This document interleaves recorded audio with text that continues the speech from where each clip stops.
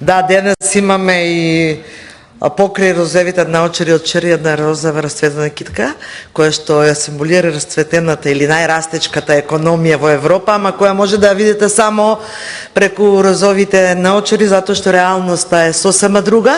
Реалноста не е за жал розева и во реалноста го гледате луксузот на функционерите, а крадењето на парите на граѓаните. Но ете, нека остане символ и денес кога зборуваме на вториот ден од општата расправа по ребалансот на буџетот за тоа како власта година дена ги нема симнато розевите наочари. Благодарам, председателке, почитувани колеги, колешки пратеници, почитувана јавност, почитуван заменик министер за финанси.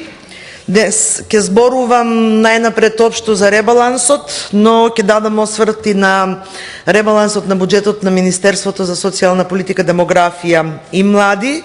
Пред нас е ребаланс на буџетот кој наместо да понуди реални решенија, да понуди подобар животен стандард на граѓаните, грижа за социјално ранливите наши сограѓани, да понуди покачување на минималната плата, овој ребаланс не нуди ништо од ова. Всушност е доказ за целокупниот неуспех на економската политика на владата предводена од ВМРО-ДПМНЕ. Она што може да се забележи од ребалансот е дека власта крати пари од граѓаните за таа да се луксузира и пред локалните избори да може повторно да ги изманипулира граѓаните и да купува гласови. Наместо да представи долгорочна стратегија за развој, за стабилизирање на финансиските текови и за зајакнување на довербата на институциите, со ребалансот владата ја сведува економската визија на гол популизам, помалку пари за граѓаните, а поголем луксуз за власта. Со овој ребаланс нема пари за соодветно и заслужено покачување на платите на работниците, за поголеми плати во образованието, во здравството, нема пари за повредените и настраданите во Кочани. Нема пари за нови мерки за заштита на стандардот на граѓаните, за намалување на цените. Но има нереални макроекономски проекции. Проекција за економски раст од 3,7% за 2025 година. Ова е значително повисоко од проекциите на сите независни институции. Со оглед на растот од само 3% во првиот квартал и глобалната геополитичка ситуација, нереално да се очекува забрзување во остатокот на годината. Ова е преоптимистичка и неоснована проекција која што може буџетот да го доведе до дополнителни проблеми. Проекција за инфлација од 2,8 и тоа е нереално. Инфлацијата во првите 5 месеци беше 3,7% и за да достигне 2,8 на крајот од годината треба да се движи околу 2% во наредните 7 месеци, што е речиси невозможно со оглед на моменталните трендови, и ова е создавање на една лажна слика за стабилноста и нереално планирање. Очена реализација на капиталните расходи, самото Министерство за финансии признава дека до крајот на јуни се реализирани само 23,4% од планираните капитални расходи, што е најниско од сите категории и за над 13% поени помалку од истиот период во 2024 година. Владата ветуваше рекорден инвестицијски циклус, градежна офанзива во сите општини, капитални инвестиции беа најавувани како мотор на растот, ама очигледно моторот крахирал.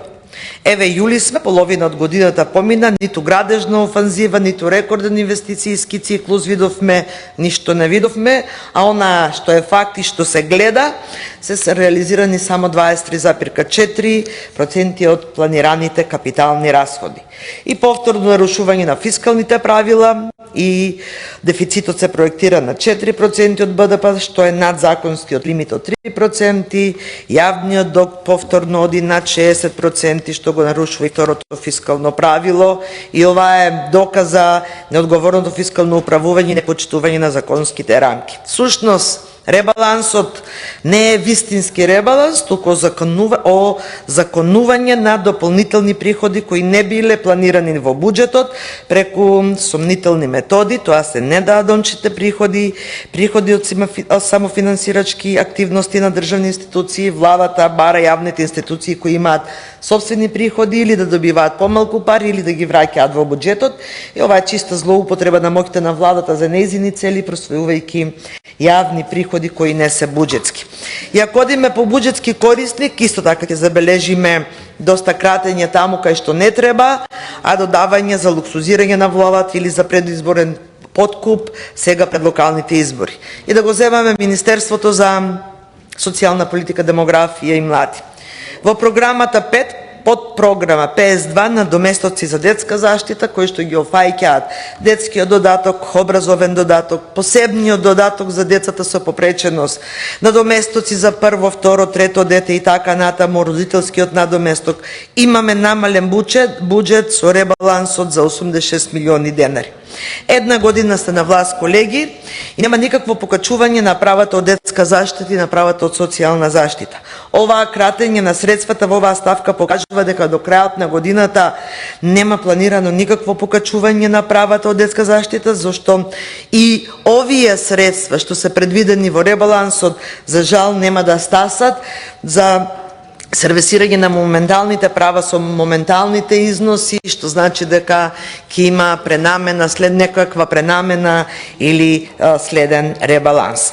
Во истата програма 5, во подпрограмата 50 на доместоци за социјална заштита има зголемување од 72 милиони денари, но причината е затоа што во основниот буџет, колеги, не се добро испланирани и веќе колегите во Министерство се очуваат со недостиг на средства во оваа ставка, што значи дека нема средства за исплата на правата од социјална заштита, така што и овие средства што се сега нема да стасаат за сервисирање на сите обврски до крајот на календарската година, а не да зборуваме за некакво покачување на гарантирана минимална помош, на правото на попреченост, на правото на социјална сигурност на старите лица, на правото на туѓа нега.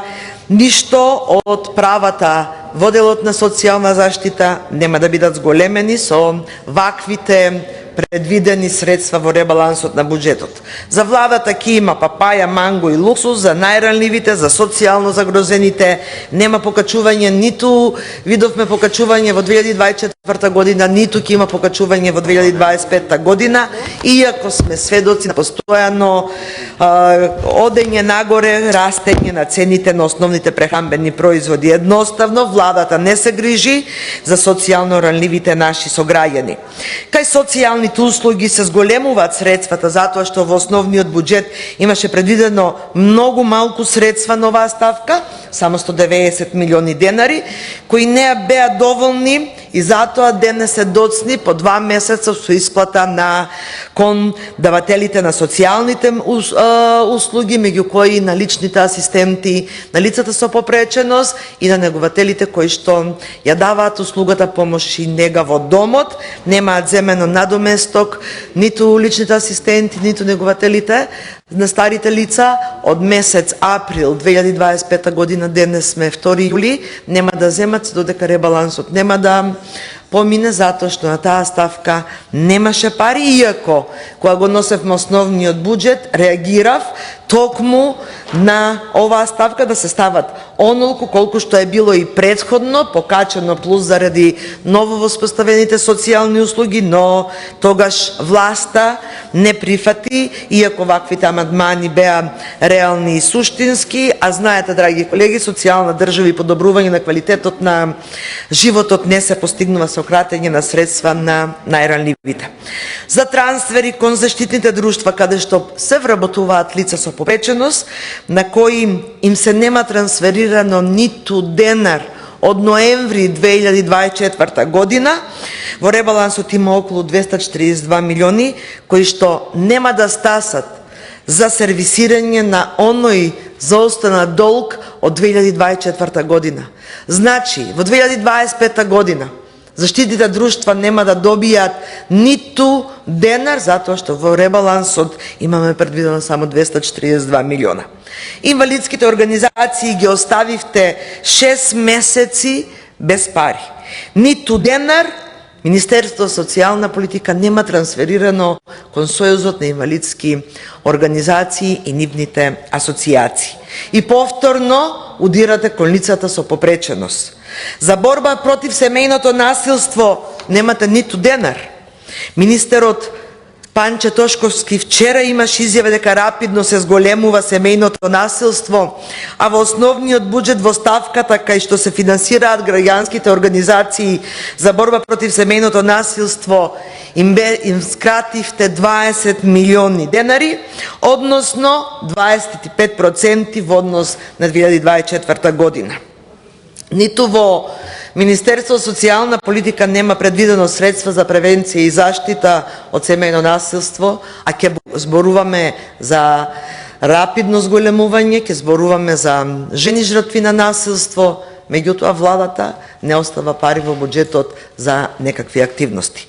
Се фалите дека сте обезбедиле средства за нови градинки, до сега за една година владење немате започнато ниту една градинка да градите.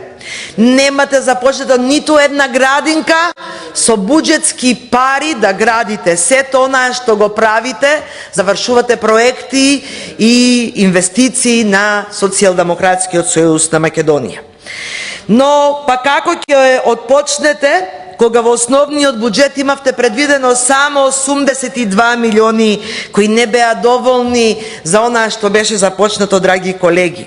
Но сега наместо во програмата за капитални инвестиции од областа на детската заштита, средствата ги ставате во програмата АА, инфраструктурни проекти во општините за директен трансфер до локалните самоуправи со процедура поедноставна, побрза, таман дојдена сега за пред локалните избори за да може да манипулирате со граѓаните. И онаа што е симптоматично и што наведува дека се работи за предизборен подкуп на граѓаните е дека на оваа ставка на кои ставате пари, до сега имаше 179 милиони, до сега имаше 179 милиони предвидено, а имате реализација 0 денари. 6 месеци на оваа ставка, реализација 0 денари. Ставате дополнителни средства и тоа сега баш пред изборите. Како ќе се реализира, не знам, ама очигледно и вие сами не знаете, важно вие само да имате некаков предизборен маркетинг за сега во очи на локалните избори. Инако, генерално, ако се анализира ребалансот на Министерството за социјална политика, демографија и млади, што се забележува? Додадени се пари само за трансфер кон ПИОН, за дефицитот, за пензиите и за блок дотациите од 77 милиони денари. Се друго, драги колеги, е пренамена внатре во ставките на постоечкиот буџет на Министерството.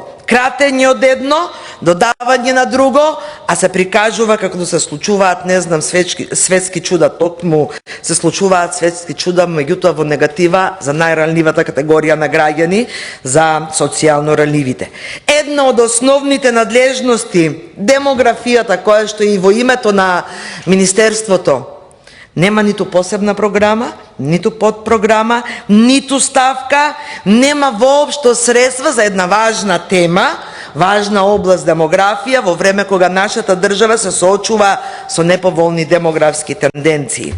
Ребалансот на буџетот на Министерството значи негрижа за граѓаните, за социјално загрозените. И да заклучам, ребалансот е популистички и краткорочен, главниот фокус е ставен на мерки кои што директно влијаат на гласачкото тело пред изборите, наместо на долгорочни економски и развојни проекти, буџет кој не ги адресира структурните проблеми, фискално неодржлив, без економска и социјална визија, нетранспарентен и подложен на злоупотреби, с големите резерви во изборна година и растот на нетранспарентни договорни услуги отвараат можност за политичка манипулација и непродуктивна потрошувачка на јавни средства наместо за јасни програми и проекти. И во суштина ребалансот на буџетот за 2025 година е повеќе од обично финансиско прилагодување. Тоа е одраз на владините стратегии во пресред на локалните избори. Наместо да се фокусира на долгорочен економски развој и одговорно фискално управување, владата се чини дека е насочена кон краткорочни политики, преку зголемување на одредени расходи, додека истовремено крати од клучни развојни проекти и социјални надоместоци. Овој ребаланс е фискално нереален, социјално штетен и без развојна компонента. Затоа, како одговорна пратеничка група и поднесовме 160 амандмани, со кои бараме да се исправат неправдите кои ги планира власта. Амандмани за 934 милиони денари за финансиска подршка на семејствата на загинатите и повредените во Кочани, кои вие ги заборавивте. 60 милиони денари за реновирање на болницата во Кочани. За учениците и студентите, зголемување на студентски стипендии и подршка за студенти од ранливи семејства, бесплатен превоз за учениците во рурални средини, за социјално ранливите, зголемување на надоместоци од социјална и детска заштита, зголемување на средствата кон Сојузот на инвалидските организации и кон граѓанските организации кои работат на заштита и спречување на семејно насилство, зголемување на средствата кон заштитните друштва да се исплатат сите за останати долгови. И ова, колеги, се реални и одговорни предлози за кои има простор во буџетот, но треба да се намали луксузирањето и расипништвото на власта. Овие амандмани ги поднесовме затоа што не смееме да дозволиме со државни пари да се зголемува луксузот на функционерите, додека настраданите и обесправените се заборавани. Ви благодарам.